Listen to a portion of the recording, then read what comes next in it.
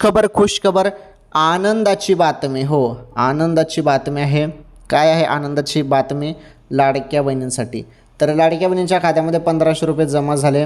म्हणजे हप्ता जमा झाला तो जानेवारीचा जमा झालेला आहे. आता सर्व बहिणी 20व्या हप्त्याची वाट बघत आहेत आणि 20वा हप्ता आता कधी जमा होईल हा सर्वात महत्त्वाचा प्रश्न आहे. तर लाडक्या बहिणींनो, तुम्ही ज्या हप्त्याची वाट बघत आहेत त्या हप्त्याबद्दल सांगतो मी तुम्हाला, परंतु एक गोष्ट मी तुम्हाला सांगतो, 20वा हप्त्याबद्दल तर सांगतो, परंतु भरपूर बहिणींना मागील हप्तेच मिळाले नाहीत. 2-3 महिन्यापासून त्यांचे हप्तेच भेटलेले नाहीत. आता जानेवारीचे 1500 रुपये तुम्हाला मिळाले असेल तर खूप बरं आहे, परंतु ते 1500 रुपये काही बहिणींच्या तर नशिबात पण नाहीत, कारण ते पैसे आलेच नाही काही बहिणींना. म्हणजे ज्यांना हप्ता आला नाही त्यांनी काय करायचं?